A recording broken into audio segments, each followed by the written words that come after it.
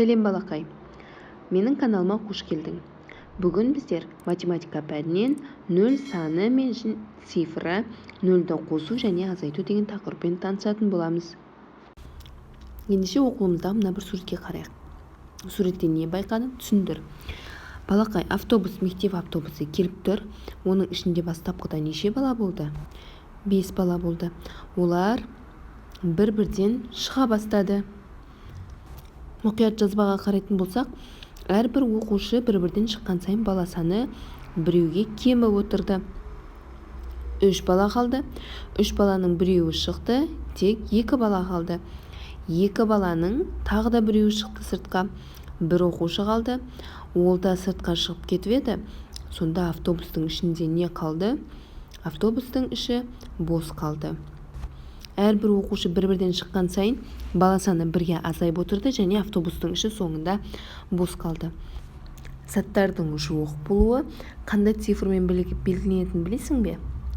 Бұл 0 саны, яғни 0 цифрмен белгіленеді. 0 цифрының жазылу реті. Ендеше балақай, мына бір суретке қарай ғой. Суретте не байқадың және есепте. Алдымен мына жердегі оқушыларды көрейік. Саябақта отырған 4 оқушыны көріп тұрмыз. Оларға ешқандай оқушы келіп те қосылған жоқ, олардың ешқайсысы да кеткен жоқ.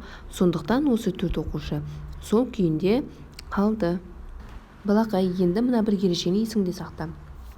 Кез келген санға 0-ді қосып немесе 0-ді азайтатын болсақ, сол санның өзі қалады. Өйткені 0 дегеніміз бұл заттардың болмауы. 4 қосылған 0 тең болады 4-ке. 4-дің өзі шықты. 4 азайту 0 тең болады 4-ке. Сол 4-дің өзі шықты. Келесі мына суретке қарайық. Сол саябақта отырған 4 оқушы бір кезде осы 4 оқушының 4-еуі де тұрып кетіп қалды.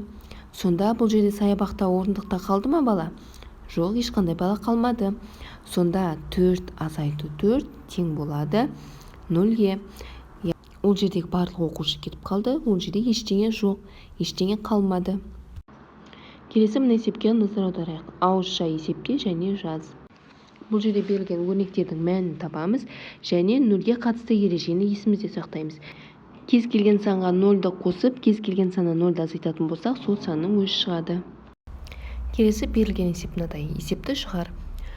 5 карандашты 3 стаканға бөліп салу қажет.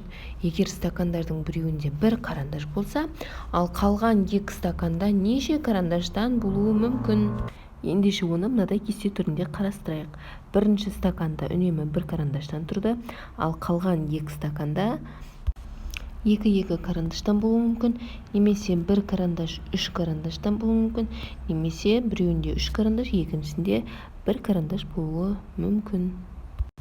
Балақай, осымен бүгінгі біздің 0 санына қатысты сабағымыз аяқталды. Келесі сабақта кездескенше.